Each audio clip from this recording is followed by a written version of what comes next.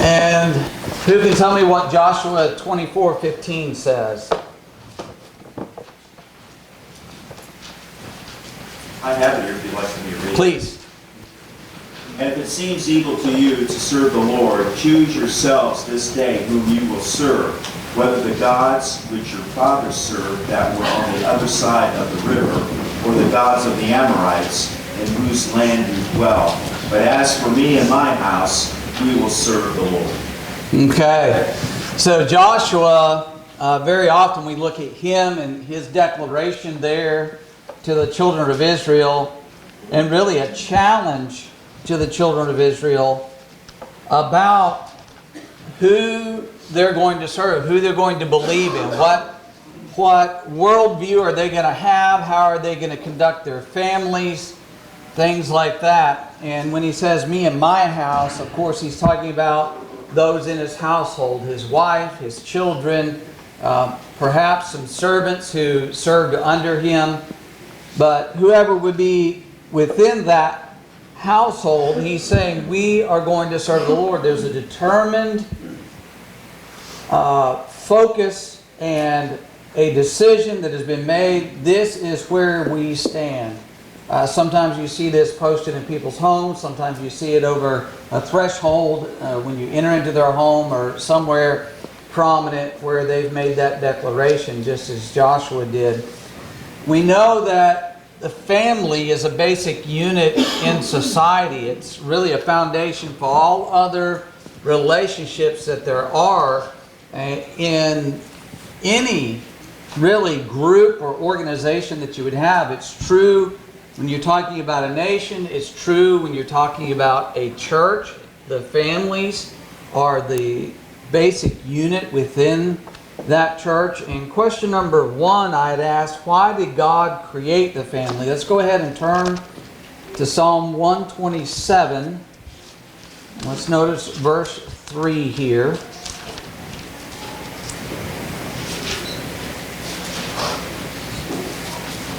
Psalm 127 verse 3. Who will read that for us? Go ahead. Behold, children are a heritage from the Lord. The fruit of the womb is a reward. Okay. Why did God create the family?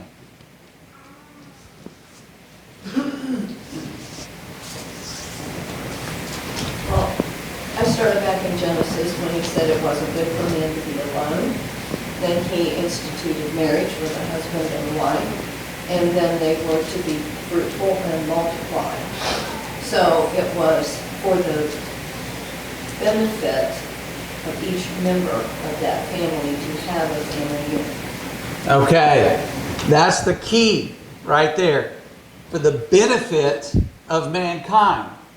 It's good. Families are good for mankind. They're good for society. What did Satan do? Since you mentioned not good for man to be alone, what did Satan do right at the start? Well, he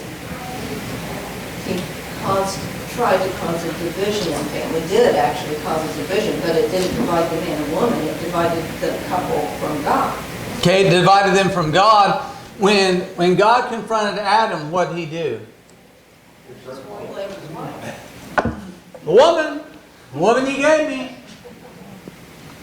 You know, okay, so the Bible doesn't record it for us, but I'm just wondering what Eve had to say to Adam later. You know, wait a second, buddy. So he was attempting to drive that wedge. Adam was tempted not just to eat the fruit, but then to say, well, Eve's the reason that it's her fault. You know, pointing that finger. Zach? Just noting that the serpent, well, Satan, tempted Eve individually. He didn't approach Eve and Adam. He must have been nearby and she was able to come and say, hey, look, check this fruit out. So he approached Eve when she was alone and not together with the strength of her husband. Or if Adam had been the one tempted, he would have been tempted when Satan knew he was away from Eve, alone from the strength of that unit. So just an observation, I guess, that It's when we're alone and separated from our family, whether that's by blood or by Jesus' blood, we're more susceptible to falling into sin. He definitely tries to isolate us. And there are times when, even if we're together, he can tempt us and he can try us in those things, but he definitely would prefer to have us isolated because, one of the illustrations about the devil is a roaring lion, and lions like to get their prey isolated and to be able to attack them. So Satan is going to attack the family because God put the family in place as a benefit to man, and the devil realizes if I can attack and destroy the family, that does make everybody more vulnerable to his wiles, if you will. And if we allow the world to shape our view and understanding of the home and family, it will affect our relationship to one another. It's going to happen. It's going to undermine our relationship to God. And so we have to guard our families, and we need to build our families up because he will attack. It's going to be relentless. So question 2, I'd asked you to define family.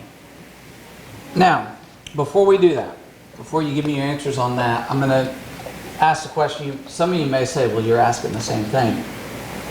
But just go along with me. When you think of home, what do you think of?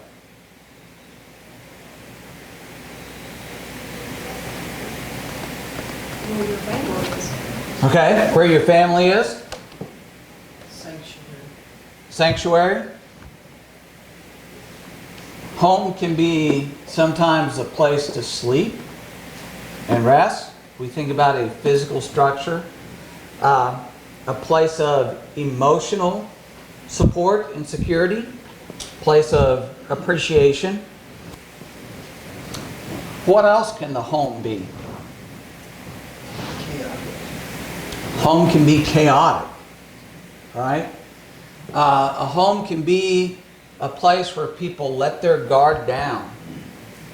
If they behave differently in public, they behave differently at work than they do at home. At work, they've got it all reined in real tight because, it's really important. If you fly off the handle at your boss, guess what? You're looking for another job. Or you fly off the handle to the wrong person, you got a face full of knuckles coming at you. Whereas at home, I can get away with that. Especially if I'm the big guy at home. And nobody going to push me around here. All right? People let their guard down. So their tongue, their temper, temptations can run rampant and wild at home. Chris? Well, it's a place of love. It's a place of Supposed to be. Yep. And it's also a place of encouragement. As God created family, created man as the hierarchy in the family, it still doesn't mean that the man and the woman, the husband and wife, does not work together as one. Yes. Resolve issues that come around at all times. Yes, they are. Constantly uplifting each other and helping each other. That's the ideal home. And later in our studies, we're going to talk about that marriage relationship. Sometimes a home is, somebody looks at it as, well, that's a place where I'm pampered and I'm catered to and I'm served. So purely a selfish type of thing. Now, specifically to family, define family. Did anybody look it up in a dictionary? Family. What is family? Descendants of common ancestors. Descendants of common ancestors. Okay, yeah, that's one of the descendants of common ancestors, right? You're blood related. I don't know if I've mentioned this before. I'm adopted. And so here a couple years ago, several years ago I did DNA, but a couple years ago a half-sister popped up. And then all of a sudden I found out I got this spider web of half-brothers and half-sisters all over the place. It's ridiculous. So now me and the one half-sister, we consider each other family. The rest of those heathens, we don't consider family. No. But yeah, very commonly, the people that you're genetically related to, you're descendant from, you look at that, that's family. Any other definitions you came up with?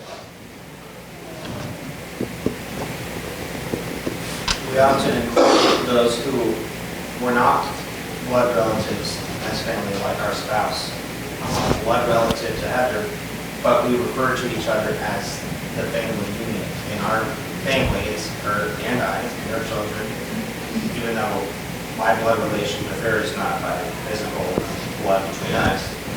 I always refer to Jesus' blood unites us, but right. You share children, though. You have the children together. That ties you together. Like me, I was adopted into a family, so I consider them family. Mom and dad and the sister I grew up with, their family. So there's those definitions we look at it as we tie people together, if you will. It's one of the definitions I saw is a group of people united by certain convictions or a common affiliation, a basic unit of society, traditionally consisting of two parents rearing their own or adopted children, and so on and so forth. Now, in our day and age, they're pushing further and further into this of what they think of as family. Let's go back to Genesis chapter 2. Genesis 2, let's do what Nancy did. Go back to the beginning. And in Genesis 2:18, this is where God said, "It is not good for a man to be alone. I will make him a helper comparable to him." And so, of course, what does he do? Do what? Makes woman. Makes Eve. Right? And what's the declaration in verse 24? Bone of my bones, flesh of my flesh. Adam's voice. Yes, she is. And right before that.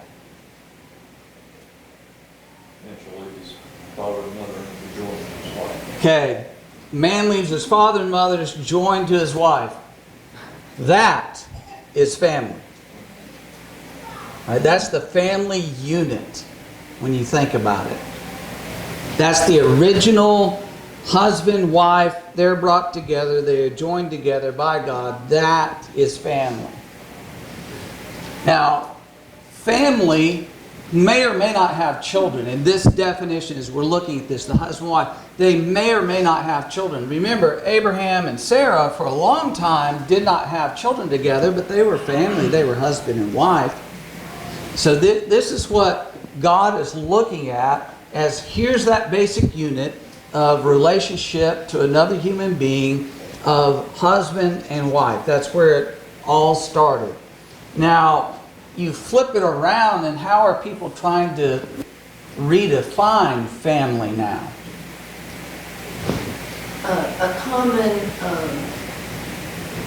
I guess, declaration for that is the phrase, love is love. Love is love. It does not matter. Meaning what? Two women, two men can start a family. Love is love. Exactly.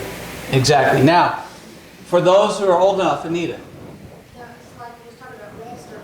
You just look at the definition, how they put it. They took the male and female out of it. It's two parents. You know, Exactly. leaves it wide open to, there's no gender. Exactly. Yes. Two parents, two parental units. Those who are old enough, back in the 60s and into the 70s, hippies had what were called communes. And in a hippie commune, it was not uncommon for various men to sleep with various women, and then they all have a bunch of children in there, and they have a bunch of moms, they have a bunch of dads. Now that's back when they still understood that's a male, that's a female. Now we've gotten to the point of, these two parents, they have two parents, but now there's people who advocate, well, we have a three-way relationship. there's two men here and one woman, or two women and one man. And they say, well, I have three parents. I mean, they have completely gone off or gone away from how the Bible shows us it was originally established. Here's a man, here's a woman, and then if they have children, you got mother and father and son or daughter, or sons and daughters. But now you can be unmarried, unrelated whatsoever. It's just a big mixed up group of whoever you want to say is your family is your family. Well, that's not what we read about in the Bible. It's very clear. You have a man, you have a woman, they're joined together, and then they would have children in that relationship. That really is the Bible saying, here's what a family really is. Any other thoughts? Zach? I thought it was always strange growing up, but my dad would remind me and my sister several times, we love you, but you are an extension of our family. And he meant it so lovingly. He was joking, I think most of the time he said it, but he made a point to instill in me and my sister that they're the ones who have the marriage, and that's the priority for the two of them. And we felt loved all the time, but we were reminded from time to time that we are an extension, and it makes a little bit more sense now that I have children. Right. Who is it who's actually going to run this household, and who makes decisions, and who is it that has the authority and the lead, and where's the priority in the relationship between the husband and wife? Yeah, those types of things. There's evil forces in modern times that are trying to alter the definition of family and marriage. Of course, we all know about various rulings in the Massachusetts Supreme Court ruling. I think it was, they said marriage is an evolving paradigm. Talks about the voluntary union of two persons as spouses to the exclusion of all others. Of course, that's really old school now, the way that they're talking about those things. But there are people who marry their pets, literally. They marry their animals. They've gone through ceremonies. There's polyamory, where multiple people in that relationship, might be 2 men, 3 women. It could be a whole bunch. The duration of the relationship, come and go, easy divorce, easy remarriage, all that kind of stuff. So there's a lot of those things that are happening as a result of the breakdown, just simply of the definition of marriage and what it really means, and getting away from the biblical pattern of that. So the family is in danger. It's because it is under attack. Now, let me ask you something. Question 3 I'd ask, what is threatening the family? And I ask you to provide scripture references that show things that undermine the family, which we'll get to those scripture references in a minute. But before we get into those scripture references, do you have anything that you see that's threatening the family? It's a danger to it. Government. How's the government doing it? Because our government now is saying everything's right between wrong because we're afraid of offending someone. Okay. Yeah. Any other thoughts on that? What's been in the news the past few months and really determined the election outcome in Virginia? Does anybody watch news? I mean, I don't watch news, but I knew this was going on. Remember the schools? And you had the transgender bathroom issue, and it came out, they had rapes of a boy acting like he was a girl, went in the girl's bathroom, raped a girl, and multiple occasions of that, and the curriculum that's being taught in some of those schools, some of the things that's involved there. And it's just come out today that parents who are protesting that are being marked as terrorists. They're being watched and tracked by the FBI. So you cannot tell me the government is not an enemy of the family. It is. It is absolutely doing its very best. I know these cases we could say, well, that's an isolated case. But you look at parents who I know since I've had my children, now I will tell you this, it hasn't affected my behavior. But I know ever since I've had children, I've heard of cases where, little Johnny got out of line at Walmart and his mama popped him. And next thing you know, CPS is showing up at her door. Child Protective Services, hey, you can't do that. So we have a real problem where our political system, our government, has a different understanding about family, what family is, what it means, who has authority, who has the right.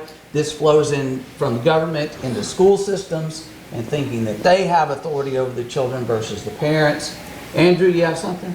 Just going to say, it's kind of, if you look in history, it's one of the things we looked at in my more recent law school, is actually that it's a fairly recent phenomenon. If you look at human history, that government even became involved in marriage. It wasn't until really the British Empire decided, hey, we can tax licenses, that they even got involved. Because before that, it was always a religious ceremony or the town that did it. Right. It was a cultural understanding and compact more than it was on the government side of things. Yeah. Ron. As you're describing this, even under social justice standards, it's entering into the curriculum of schools where you have this social equality, emotional equality. And it is looking at, how to deal with transgenders because it's under discrimination. And so, it's all perversion that is being taught to people, as you're describing this. And we have in our culture, unfortunately, social intellectualism, in which there are a group that believe they have the understanding, and they're the ones that are being influential in government, particularly in certain political parties, that's swaying these decisions that are coming right down through the school systems. Yeah, and there's a huge problem that's behind all of it is basically these people are humanists. Yes. They're atheists. They don't believe in God. They don't believe in the Bible, and so they're using their human wisdom on these things, and it's coming like a tidal wave against people who believe in the biblical definition, understanding of family, marriage, and all that. John? When you look at a biblical example of the breakdown of the home, you can go back to Genesis and look at Lot. He became homeless. He lost his wife, became a widower, and he became the father of the enemies of God's people, all because he selfishly looked out and saw a fertile valley and said, that's where I'm going. And then when God told him to get up and leave, he dragged his feet and wouldn't do it because he was comfortable. So that the root there is selfishness. He was very selfish from the start and continued to be selfish, and it ruined his family. Well, one of the big things, as anyone with children knows, that children pretty well obliterate selfishness, or your family's just a wreck. If parents are selfish, the family's a wreck. The children live in abusive circumstances, whether that's abuse by neglect or actual verbal, physical abuse, because the parents are selfish. But be that as it may. Question 3 then, biblical answers or biblical references to things that undermine the family. What do we got?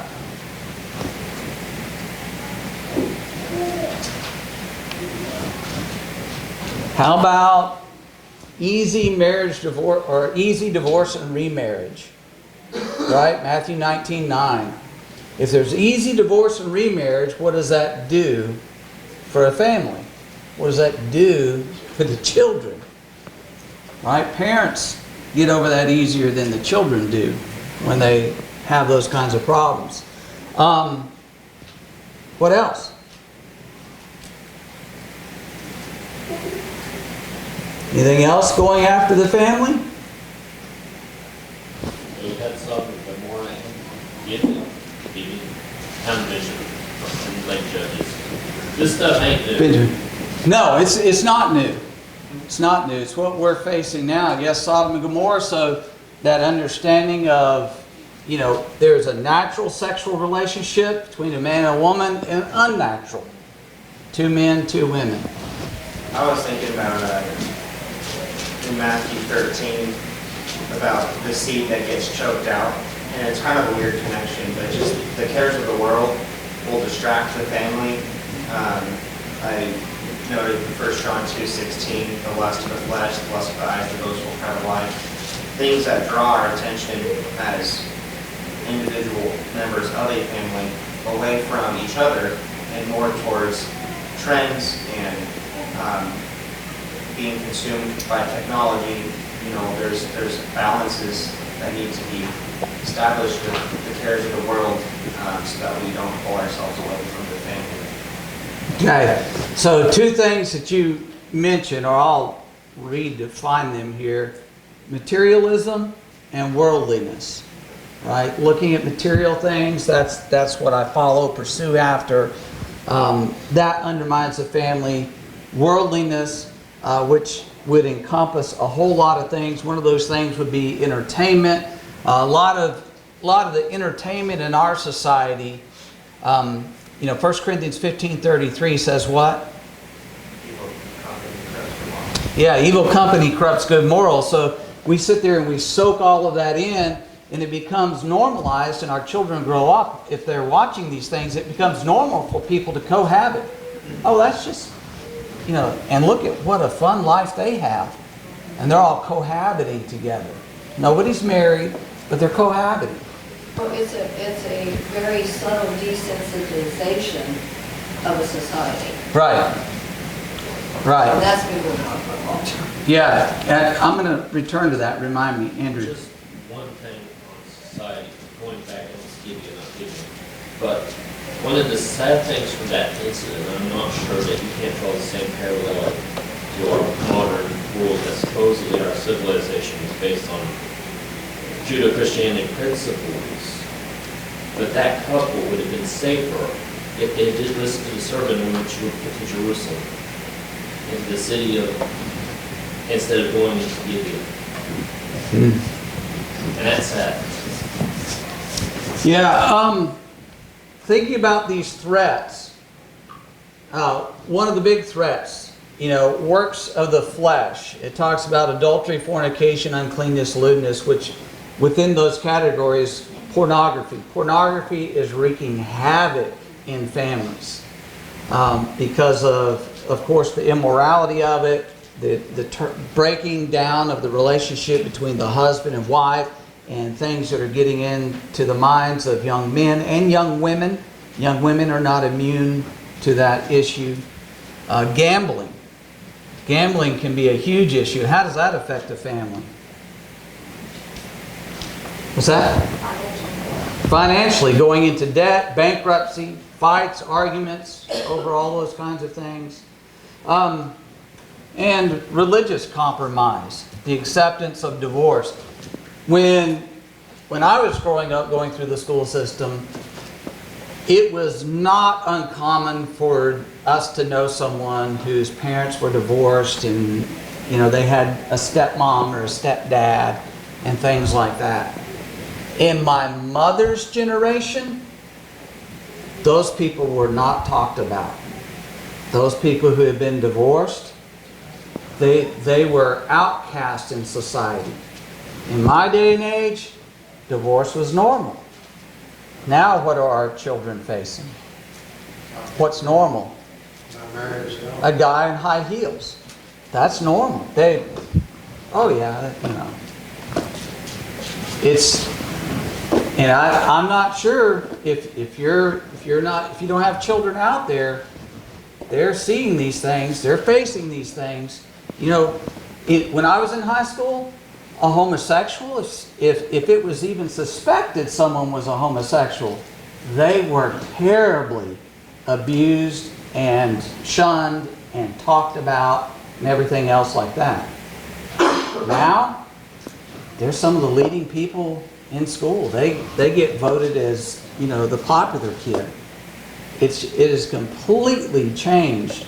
And that's something that Nancy mentioned, the desensitization to what people are offended over, what bothers them, what troubles them. Nowadays, don't be surprised, some of you here, if you're grandchildren, don't see anything wrong or what the big deal is about some transgender person, being there at the birthday party. It just won't affect them. They won't think of it that way, Zach. And then, I think it falls under the category of tolerance as well. I think that was part of the issue Paul's addressing in 1 Corinthians 5, the man who had his father's wife. They were doing nothing about it because it was likely being influenced by culture as well.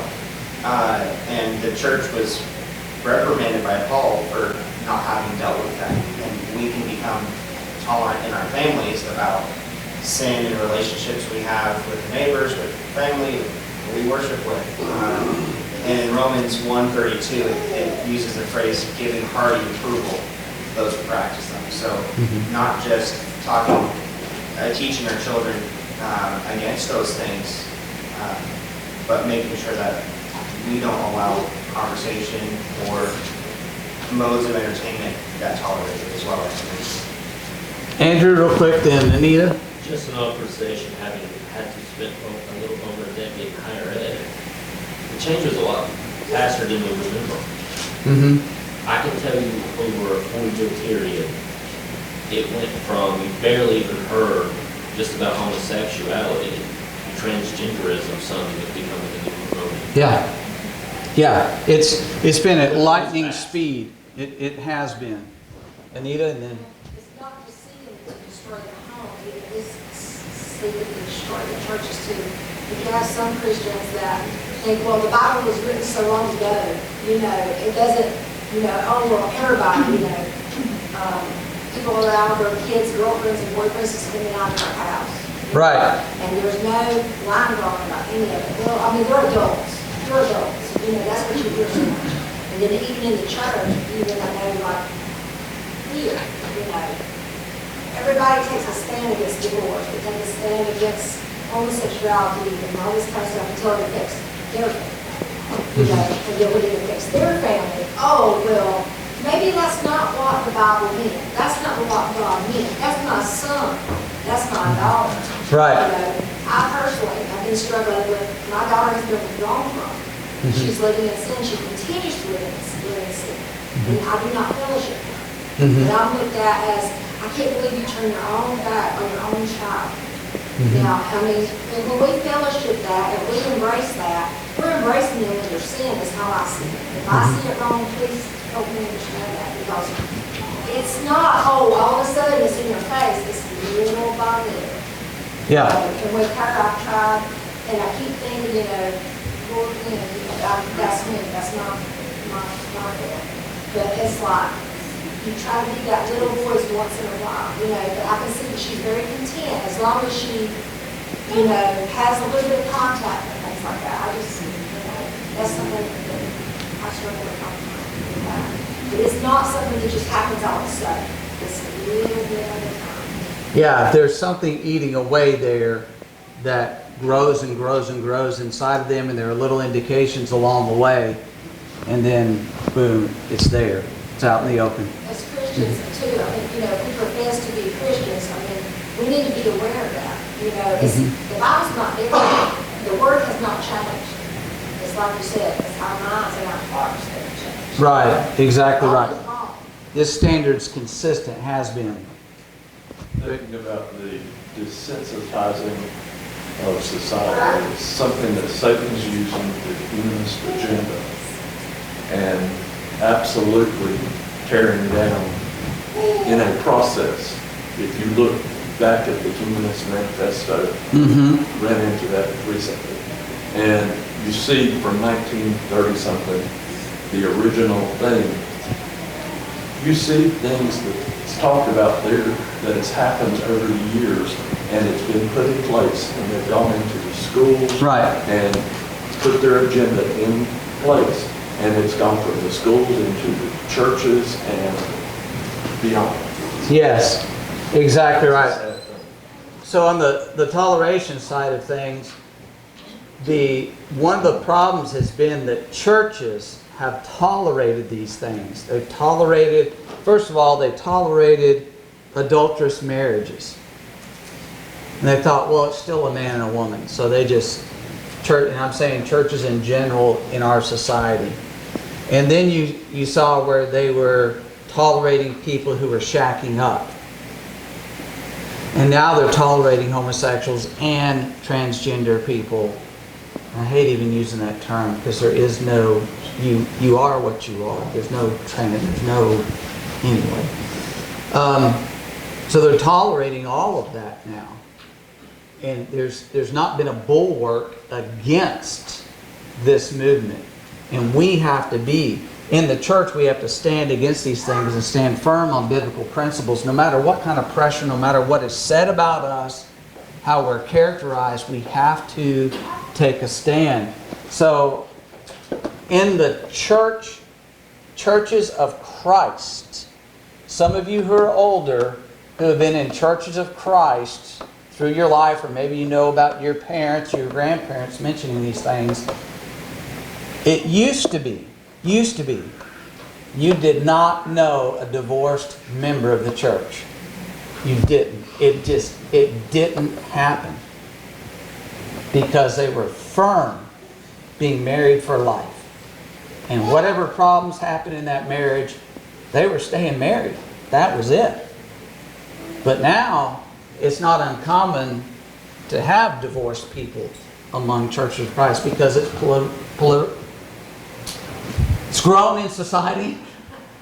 Proliferated is what I was trying to get at. And so it's naturally going to be something that affects churches. So you see children falling away. You see parents falling away. You see entire families falling away. Young people who are courting or dating and marrying the wrong people. That's just the way that goes. Young people going off to college but not going to church when they go off to college. All those things are happening among churches of Christ. Nancy, did you have something? Well, just in the threat to the family is the warning in Judges 2:10. There arose a generation that didn't know God. And that is really the biggest threat to the home.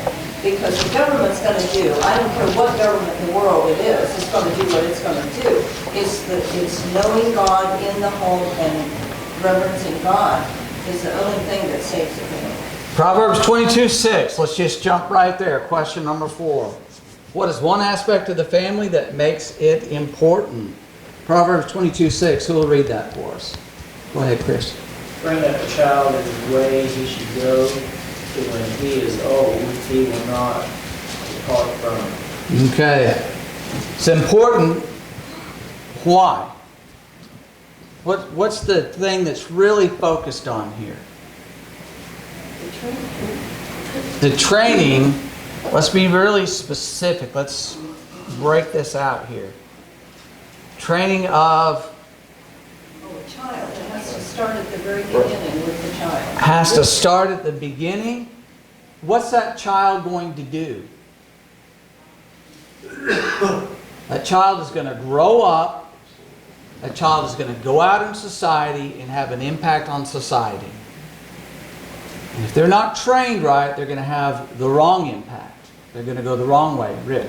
Even if they walk away from the truth, that's always going to be embedded in the brain, and it's going to eat at them, and hopefully it will eat at them before they'll come back. That's the hope. That's the hope. So, the training beginning in the home, you teach them morality, right? Then they carry that worldview with them when they go to school, when they go out into the workforce, when they're around friends on the weekends or whenever it may be.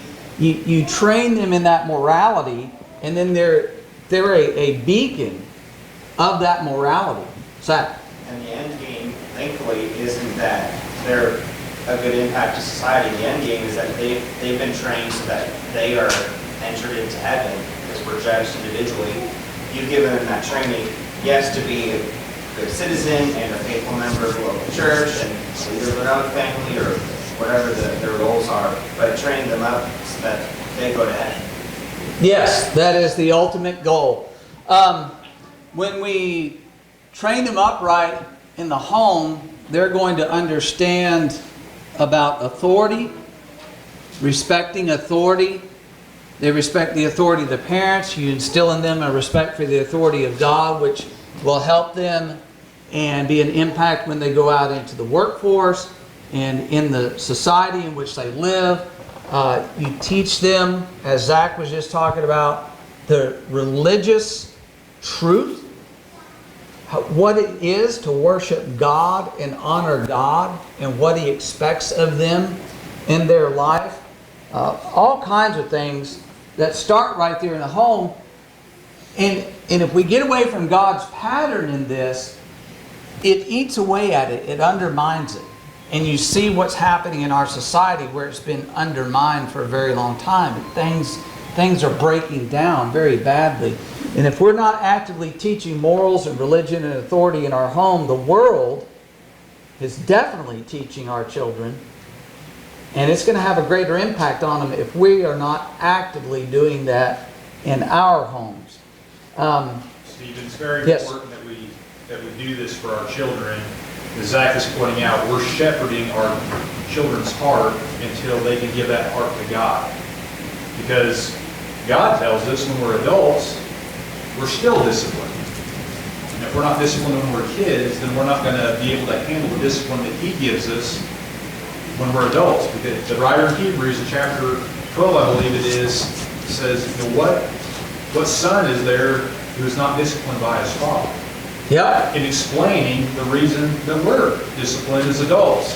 So to handle the discipline that we receive as adults, we need to have been disciplined as children if we're not. And so all this that we're talking about, the divorce and the homosexual, it's all a lack of discipline in people's lives because we didn't get it when we were young. Respect for authority and discipline to follow that authority. That's exactly right. So question 5.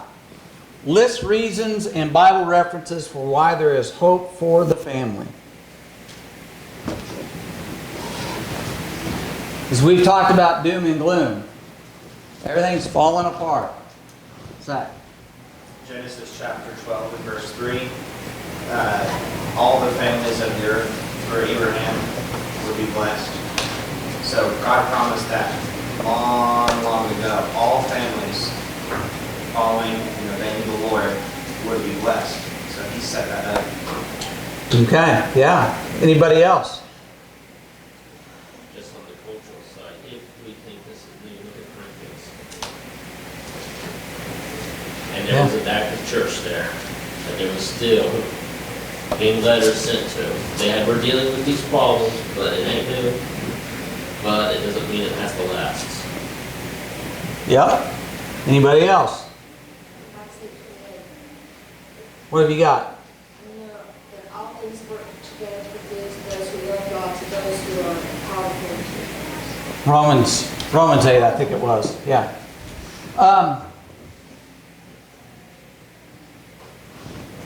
Andrew said a while ago, this is nothing new.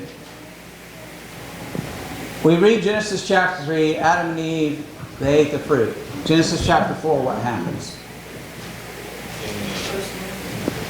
Yeah. One brother murders another brother. What happens toward the end of Genesis chapter 5 and really the beginning of Genesis chapter 6? What are we told? I mean, it's just like boom, boom, boom. Thoughts of man's hearts continually evil, full of violence, wickedness.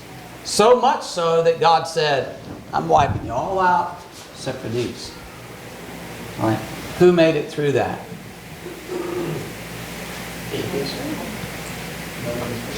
Noah, his wife, 3 sons, and their wives. Can you have a godly family in a wicked and corrupt world? You know, because sometimes people say, I'm not even sure it's worth having children. Not even sure. I understand that feeling. But you know, you can raise a godly family in a wicked world. A family that stands out and is different. A family that if there was a flood today, they would survive that flood.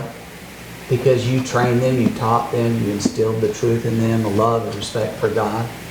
That is possible. Well, a verse that I think offers hope is in, verses Hebrews 10:23 through 25. And it says, let us hold fast the confession of our hope without wavering, for he who promised is faithful. So we have a hope. We have someone who promised that is faithful to keep that promise. And let us consider one another in order to stir up love and good works, not forsaking the assembling of ourselves together as the manner of some is, but exhorting one another, and so much more as you see the day approaching. So there is the family unit, and then there is God's family unit, and that is what is going to get us through all of this, the assembling of ourselves together. He brought us together to reinforce our faith, that it starts in that home, and then we come together as God's people to help build each other up in the faith, to have that hope of heaven. Now, you look at Noah, look at Abraham, look at Samuel, Zechariah and Elizabeth, who raised John, that, even though it was a Jewish society that believed in God, they were wicked and corrupt. So it is possible. We understand it doesn't mean they're perfect. Abraham was not perfect. Noah wasn't perfect. Ham, his son, was not perfect. But we understand people can serve God even though the world is given to wickedness. And we can help our family serve Him so that ultimate goal is reached, that we get to heaven. All right, we are out of time. Lord willing, we'll go on to that next lesson next week and continue to study about home and family.